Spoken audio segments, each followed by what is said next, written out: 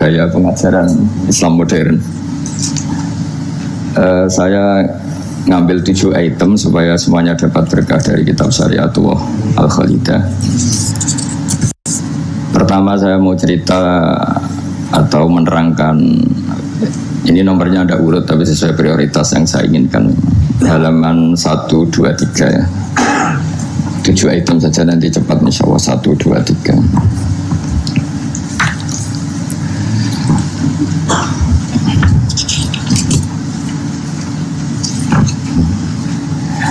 Nah, ini diterangkan di antara makalah ya, mutiara makalah yang disampaikan oleh Sayyid Hasan bin Ali, yaitu cucu Rasulullah SAW. Ketika ditanya oleh Imam Hasan Basri, kita tahu semua sanad Thariqah sebelum Sayyidina Ali semuanya lewat siapa? Hasan Basri. Terus di Jawa jadi Hasan Besari, jadi macam-macam itu. Tukang oleh jeneng Jawa itu. Itu di antara makalahnya itu malam yu'min bi qadaillah wa qadari khairihi wa syarrihi faqad kafara. Tapi waman hammala dzambahu rabbahu faqad fajara. Jadi kalau orang tidak berkeyakinan qada qadar khairihi wa syarrihi minallah, dia berstatus kafir. Tapi orang yang mengkambing hitamkan Allah ketika dia dosa, faqad fajara. Dia itu orang yang enggak benar. Jadi ini sudah tengah-tengah, karena masyhur itu ada ulama ahli sunnah yaitu Imam Sanusi berdebat sama orang Mu'tazilah itu semalaman. Mu'tazilah itu tetap kokoh keburukan itu tidak dari Allah. Alasannya Allah itu memerintahkan kebaikan, masa menghendaki keburukan. Tapi pikirannya Imam Sanusi, idzan waqa'a fi mulkihi ma la yuridu. Alam raya ini kan seringnya banyak maksiat daripada taat. Berarti di alam ini lebih banyak yang terjadi bukan kehendaknya Allah. Berarti Allah kalah dong kalau gitu. Karena ingin baik ternyata yang terjadi buruk. Jadi ini kan problem. Kita sebagai mukmin juga problem. Mau nisbatkan jelek ke Allah tidak pantas. Mau bilang elek itu kreasi setan mayoritas.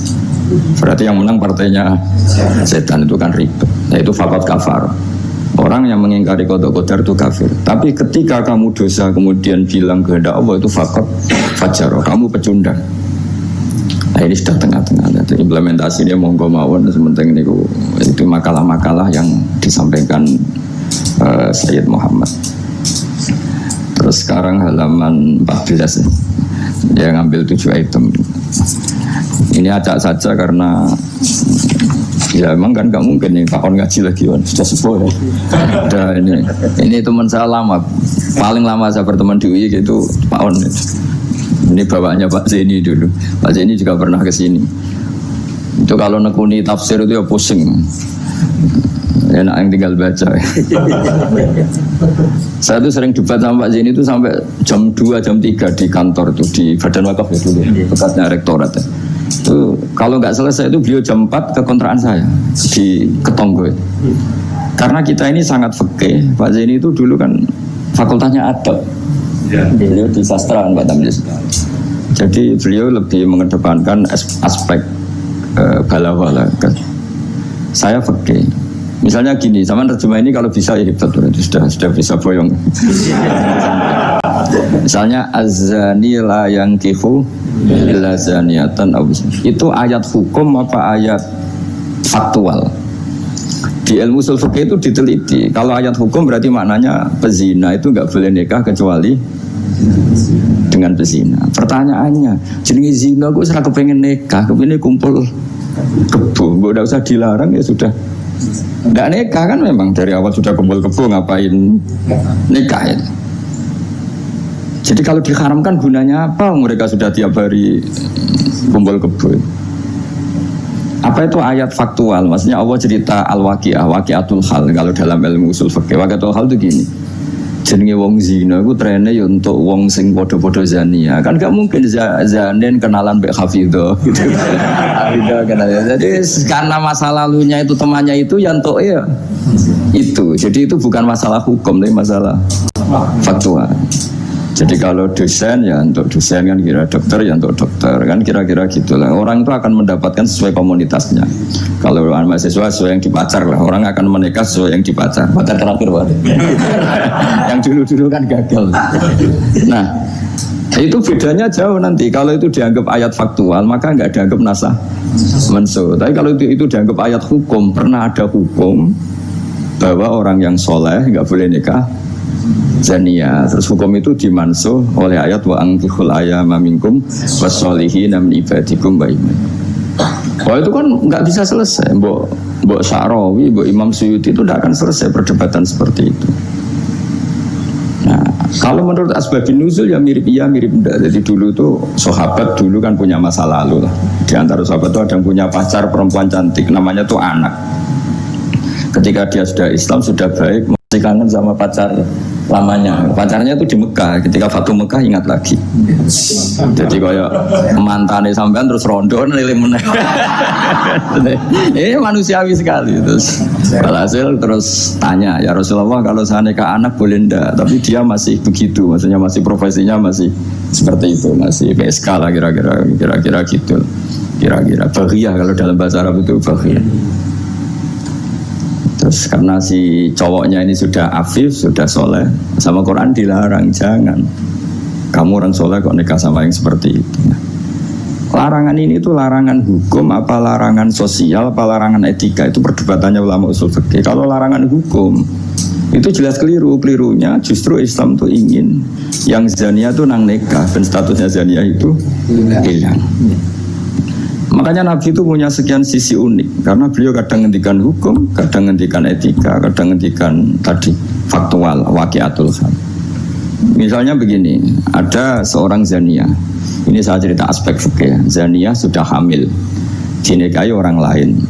Ini harus melahirkan dulu apa enggak? Hampir semua ulama bilang enggak usah, karena enggak perlu ada apa? Iddah. Untuk zania enggak perlu iddah, karena iddah itu kan untuk nikah yang sah. Tapi suatu saat Nabi itu pernah ditanya, ya Rasulullah, ada orang yang biasa kumpul kebo, lelaki dan perempuan bisa kumpul kebo, sekarang sudah nikah.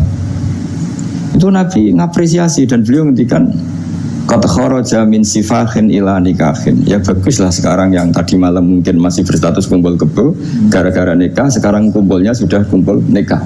Jadi Nabi komentar, qad kharaja min sifahin ila nikahin. Dia sudah keluar dari tradisi kumpul kebo menjadi tradisi yang baik, yaitu nikah. Hubungan intimnya sudah berstatus nikah. Makanya kita-kita yang kiai itu kalau ada orang minta dikawinkan, itu bingung. Bingungnya kalau langsung dikawinkan geger BKUA. Kalau enggak, yang nakal loh. Justru kalau kayak Kangkang enggak nakal itu enggak wajib menikahkan sekarang. Nanti 40 tahun lagi ya enggak apa-apa. Tapi kalau orang nakal itu malah harus. Kalau minta dinikahkan sekarang kok kamu enggak mau, kan bisa aja malamnya gitu lagi. Padahal kalau kamu mau menikahkan, kumpul malamnya nanti sudah halal ya, sudah sah. Tapi kalau kamu enggak nikahkan, kumpul kebo. Dan kuncinya di kamu, karena kamu disuruh. Jadi mau tidak mau terlibat. Makanya kalau dalam hukum mengislamkan orang itu nggak ada boleh waktu jeda. Misalnya ada orang kafir tanya, Gus Pak saya syahadatkan. Itu kok saya bilang sudah duduk dulu ngopi dulu. Itu saya ikut murtad. Karena membiarkan dia sekian menit dalam keadaan kafir, yang saya bisa menghilangkan saat itu juga. Maka harus langsung disyahadatkan. Karena ibqa alal kufri kufrun, menetapkan kekafiran itu ya nggak boleh saya mandi dulu atau ngopi-ngopi dulu, nggak boleh, harus langsung. Ibarat gini lah, kafir itu kan taruhannya neraka. Ibarat ada orang kecelakaan, kamu pas pakai celana pendek di jalan, kan nggak boleh kamu tak pakai baju dulu.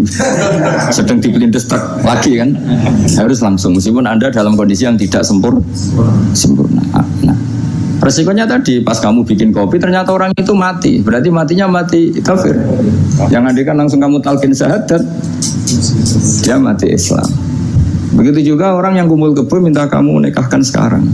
Kalau kamu nikahkan maka nantinya sudah kumpul nikah. Tapi kalau enggak, nah tapi kalau orang soleh seperti ini biarin aja nggak apa-apa. Jadi orang soleh itu ya ada resikonya karena fikih tidak mengharuskan nang nikahkan itu. Nah, lagi kembali tadi azani la yankihu illa zaniatan aw musyrikah. Itu faktual, apa hukum, apa etika. Ya kita mau tidak mau debat karena kita nggak punya pilihan.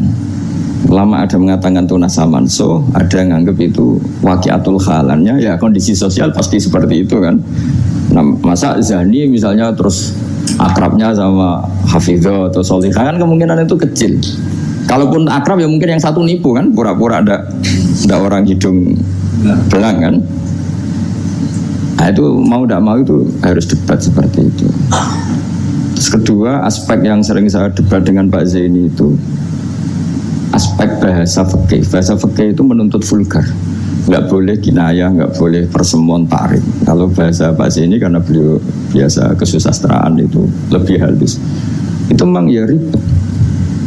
Ya karena kita sering tidak punya pilihan. Seorang lagi sering tidak punya pilihan.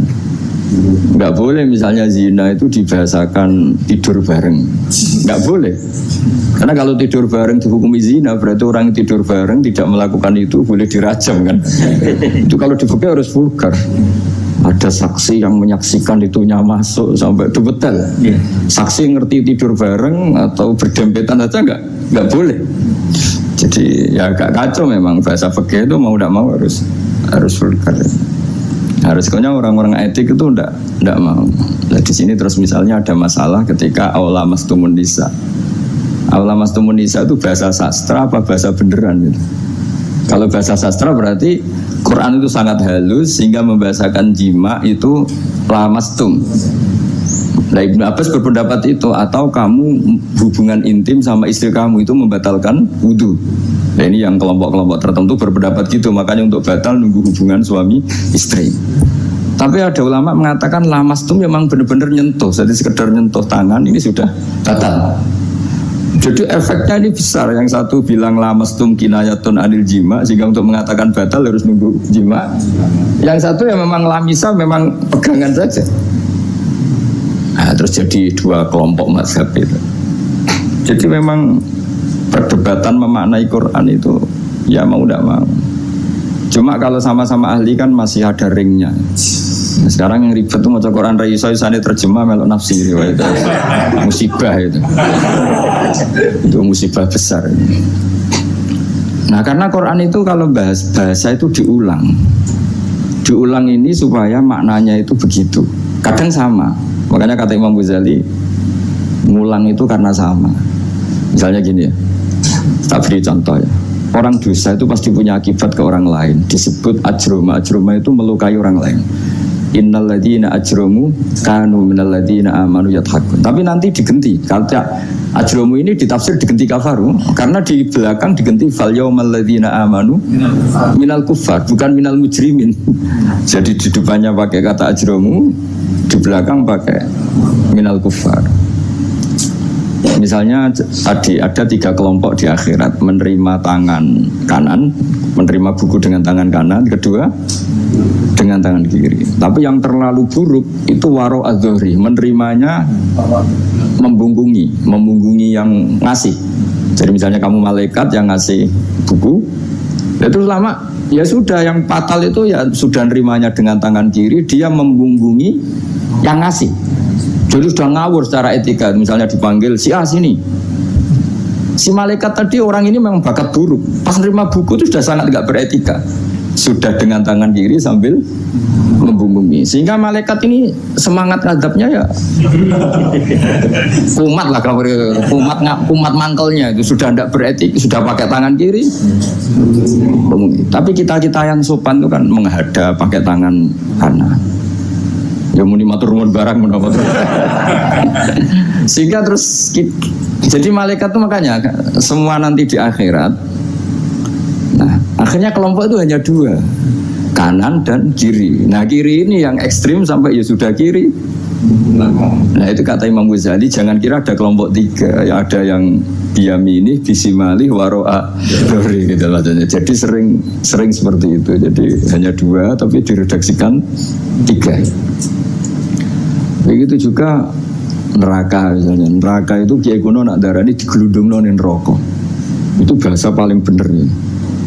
Karena orang masuk neraka itu kan bayangannya Quran itu kan wajah alam min baini itim satwa min khalfihim satan fakhsyirahum, terus sampai saat terusnya fahum mukmahun. Mukmahun itu ditekuk. Nah itu sebagian Quran redaksekno yu'raful mujrimuna bisimahum fayukhadhu bin nawasi wal aqdam. Nawasi itu bathuk, aqdam itu delamaan. Jadi bathuknya ditekuk sampai nyium. Lah kiri-kiri gambarannya itu gini, ditekuk gini, ininya ikat sampai kena kaki. Nah bentuknya sudah kayak bola, makanya wong kuno nak darani itu digerudung nang rokok. Kamu tidak usah praktek, maksudnya ini ciri. Tapi gambarannya memang gini. Inna ja'alna fi a'naqihim aghlalan.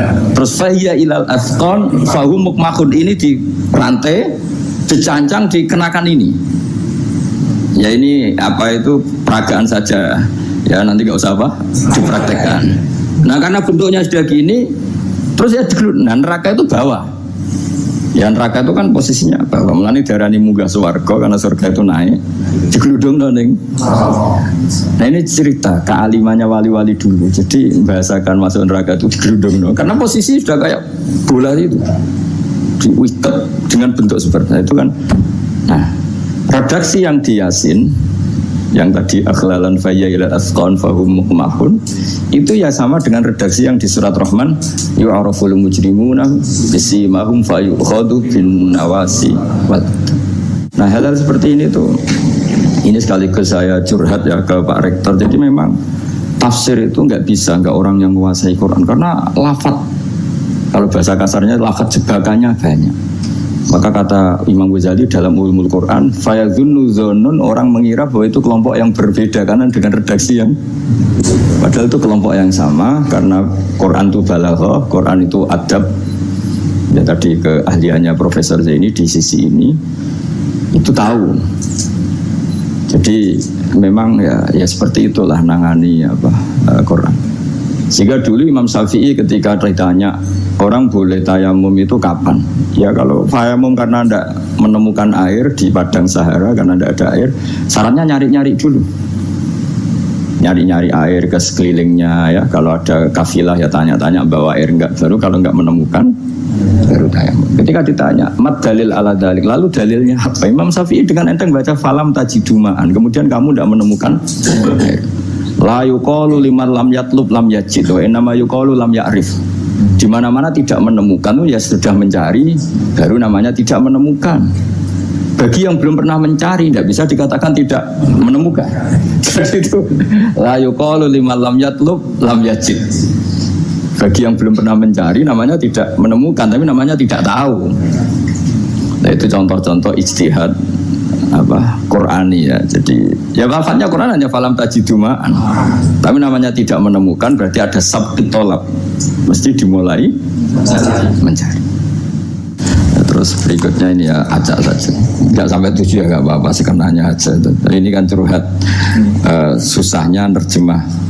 Makanya terjemah itu antar orang alim ya beda, bodoh sama alim tambah beda.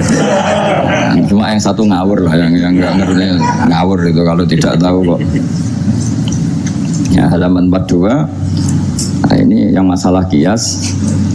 Fannasu wa ingkana khoson lakinnahu yasiru aman. Nas itu meskipun waqiahnya itu khusus, lakinnahu yasiru aman. Pada akhirnya menjadi umum. Ya. Menjadi umum itu karena mau tidak mau ada kias. Kias itu analog, no? Atau pola. Misalnya gini, yang dicontohkan di sini misalnya Nabi memang hanya ngendikan layak dil qadi wa wal khutban. Enggak boleh seorang hakim memutuskan hal-hal yang krusial dalam keadaan emosi. Khutban itu emosi yang sangat. Lalu kiasnya apa? Rektor juga enggak boleh dalam keadaan emosi bikin keputusan. Kiai juga enggak boleh, suami juga enggak. Siapapun enggak boleh. Cuma yang sering bikin keputusan otoritatif itu kan qadi, hakim. Jika Nabi hanya ngendikan al-qadi. Lalu ulama mengatakan khutban itu kenapa tidak boleh? Karena orang kalau emosi itu akalnya agak mati paras lah gitu. Lalu itu tidak harus pas emosi ya. Ulama menamakan terlalu syahwat ya nggak boleh, terlalu lapar ya nggak boleh, hakin ngempet nguyah ya nggak boleh, ngempet ngising. Sehingga kata khutban kemudian diganti fi halatin yasu'u khalquhu fiha. Dalam keadaan yang dia nggak begitu normal. Di antara gak begitu normal, terlalu syahwat ya nggak boleh, terlalu emosi nggak boleh, terlalu lapar, terlalu nahan kencing, nahan BAB dan sebagainya. Itu lafadz itu wan nasu wa ingkana khoson nas meskipun khusus yaitu Allah Nabi hanya ngendikan khutban, tapi nanti menjadi umum berdasar hukum apa? Kias. Nah di sini Pak Ainur Rahim Fakih yang sering kita beda ya, misalnya Ini bukan meng-NO-kan yang Muhammadiyah atau Muhammadiyahkan NO, karena kalau kita ini biasa saja. Orang NU ya pasti Muhammadiyah, kan umat Kanjeng Nabi Muhammad sallallahu alaihi wasallam. Orang Muhammadiyah ya pasti dengar NU lah, karena gerakannya ulama. Masa ada mendengar ulama. Tapi setelah jadi ormas ini jadi yang NU tidak Muhammadiyah, Muhammadiyah tidak NU. Misalnya kamu NU ditanya Allah, akun tamin umati Muhammad, ya naam. Itu bahasa Arab umati Muhammad itu. Muhammadiyah tak kau iki anut sapa ya anut ulama. Jadi tapi wong nganggur geger sebenarnya. Nah kita termasuk yang enggak nganggur, jadi rapati geger. Saya beri contoh. Nabi itu ketika habis sholat itu aqbala aliyah Nabi wajis langsung berputar menghadap ke kita. Jadi kalau di Indonesia langsung menghadap ke timur.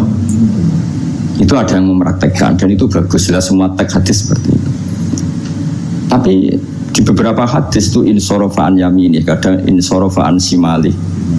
Karena begini, Nabi itu kalau sholat itu orang yang dari 7 kilo, 8 kilo semuanya lari kepengen makmum Kanjeng Nabi. Sehingga kalau makmum Nabi ini bahaya ketika itu asal sefurawu. Alhamdulillah. Memang janjian rawuh. Ya saya teruskan ya. Jadi ternyata di syurahul hadis, para pensarah hadis, ketika Nabi menghadap ke timur, dan itu ya banyak yang meraktekkan, dan menurut saya tidak masalah. Itu karena Nabi tidak ingin orang yang datang terlambat, kalau dalam bahasa fikih disebut masbuk, itu Nabi ngira fi sholatin, padahal hakikatnya sudah tidak sholat. Jadi andaikan Nabi tetap menghadap ke barat, misalnya di Indonesia, dengan posisi duduk yang sama, maka yang datang terlambat langsung usolli fardhu zuhri makmuman, dengan arti makmum ke Nabi terus duduk.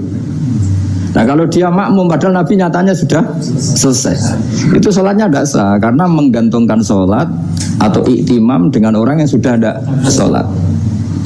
Nah sehingga gerakan Nabi ini dianggap maklumat kalau beliau sholatnya selesai. Nah karena filosofinya itu maklumat kalau sholatnya sudah selesai, ada yang milih memang benar-benar ke timur juga maklum, kan gak mungkin sholat madhab ke timur, sehingga yang datang tahu, ada yang milih ngalor. Jadi sebetulnya itu bisa pakai. Ya kayak orang tahlilan pakai keplok sudah selesai itu kalau sebetulnya bisa pakai apa saja, yang penting memaklumatkan kalau sholatnya itu. Nah, ini yang ngendikan tidak saya, kitab Fathul Bari karangannya Ibnu Hajar Al-Asqalani, Syarah Bukhari paling populer. Nah itu yang disebut Sayyid Muhammad wa nasu wa ingkana khoson fa innahu yasirun aman. Ya kayak tadi misalnya laiktil qadi wa huwa khutban, kemudian khutban ini memasukkan semua kondisi yang kita kurang fit. Itu tidak boleh bikin apa? Keputusan. Qadhi juga kita ganti. Tidak harus qadhi, Pak Rektor, Pak dosen, seorang suami kalau bikin keputusan jangan dalam keadaan yang khutban atau ngempet nguyuh, ngempet ngising, hakin itu. Kalau dalam bahasa Arab hakinan itu. Nah ini penting saya utarakan karena kalau kita terlalu tekstualis itu nanti kita naik Innova tidak perlu baca subhanalladzi sakhkhara lana hadza. Karena ayatnya itu kan wal khayla wal bighala wal hamira litarkabuha wa zina. Ini tidak ada Innova ini. Ayatnya ya litastawu ala summa tazkuru ni'mata rabbikum idza stawaitum ali wa taqulu subhana. Ini kan jelas litastawu ala zuhur, ini Innova tidak ada zuhurnya, ini tidak ada punggungnya. Jelas ayat sebelumnya tentang wal khayla wal bighala wal hamira litarkabuha wa zina. Nah, jadi kalau terlalu tekstualis maka naik Innova Ferrari itu tidak usah baca subhanalladzi karena ayat ini tentang ya, tentang khimar dan seterusnya. Itu saja, nanti saya mohon curhatnya Pak Rektor. Tadi sudah curhat di teras saya 15 menit Pak, sekitar 10 menit mungkin ke Sofur 10 menit. Nanti yang dungo kayak Mansur, kalau Pak Rektor dungo rapati mati. Karena jadi rektor tuh hisapnya berat. Jadi dosanya itu seneng kayak keputusan, nggak siap jadi objek keputusan itu. Itu ya mau udah mau memang. Tapi itu bagus kata bapak. Kata bapak, gue ikut wani jadi kiai. Tapi dados kiai ngeten. Wong tawadhu ora mutu jare bapak. Gayane tawadhu asline mau tanggung jawab. Jadi bapak itu, saya dulu ya heran kenapa bapak itu lebih suka kancanan wong mlete timbang wong tawadhu. Dulu saya tuh heran. Setelah saya jadi kiai itu wong mlete itu luwih gampang syukur. Ya, cuma wong sing ra cocok darani ngono iku mlete. Sing mlete iku gampang syukur. Lah apa dadi rektor, dadi pegawai negeri ra enak jadi wong biasa ngopi ra ono sing ngekang. Ya sudah kalau dia caranya syukur seperti itu biarkan saja. Itu kan etis, mau dadi rektor, mau dadi menteri ra enak urip kok terikat. Padahal misalnya dekne gelem ya ora ono sing dadekno. Tapi cara dia syukur memang akan ngomong terus seperti itu. Gak enak jadi PNS, jadi rektor ra enak, jadi menteri ra enak. Wong kok terikat, enak jadi wong ini iki, butuh rokokan, butuh ngombe-ngombe. Dulu saya nganggap orang seperti itu melete. Tapi bapak tuh suka sama orang seperti itu. Setelah saya jadi kiai itu tahu ternyata itu bahasa syukur. Ya, iya membela diri. Emang dia happy-nya kalau ngomong seperti itu ya. Sebetulnya lah, ora enak bisa bojo ayu dadi sawang-sawangane wong. Terus pokoknya wes sauni-unimu yang penting sudah itu cara dia syukur. Saya tuh belum pernah loh kalah debat orang kecuali sama orang desa itu. Anaknya tuh minta motor Pak Rektor, motor sepeda motor. Nggak boleh ada orang kaya. Bapaknya kesini, anaknya komplain, bos bapakku kok medit, nunjuk motor ora oleh padahal orang kaya. Bapaknya kesini tuh masuk akal ya. Anak di pondok tambah goblok. Mergo yo kok motor. Lah kok goblok, Pak? Jenenge donya iku Gus sing lahirno donya kok sapi kan manak, wedhus manak. Wong donya kok mangan donya. Motor itu kan beli bensin nyervis. Jadi orang beli mobil tuh goblok terus. Jadi ya profesor, dokter kalau punya mobil cara dia ya goblok. Kiai yang punya mobil cara dia jenenge donya sing lahirno. Donya kok mangan. Iki kok pinter juga. Akhirnya, Pak, lah sampean ora ini Pak, diteropon Agus Pak motor, lu goblok bisa. Tapi kita menjadi tahu, ternyata di balik lugune itu ya ono pinter ya. Meskipun dia pecundang, hanya pecundang itu gak gelem motor nang dia juga ngetropona aneh. Tapi ya, intinya hidup itu harus mendengar. Jadi bapak itu senang mbek wong mlete. Nah, wong tawaduk itu gak mati karena alasannya bapak. Kon imami gak gelem, kon takmir masjid gak gelem, jadi rektor gak gelem. Sepatune mau tanggung jawab, terus engko nek ono salah karek ngritik. Lha iku ora tawaduk wong Indo jare bapak. Nah ini cerita kearifan orang-orang dulu. Jadi orang-orang dulu kelihatannya seenaknya tapi sudah dihitung. Ternyata orang Melite itu ya iya dia membela dirinya sampai seperti itu. Membela gak gelem mau jadi menteri, jadi rektor gak enak urip terikat. Padahal nanti kan dia gelem ya ndak ada yang ngawarin. Ya sudah, tapi cara dia syukur seperti itu. Disampun sekali lah ini khataman syariat wal khalida. Mungkin sampun Gus Sofur untuk cerita hubungan Mbah Mun dengan Said Muhammad yang Pak Rektor sama Pak On ini curhat. Monggo secara berurutan kalau mohon sekali supaya semuanya dapat berkah dari Said Muhammad bin Alawi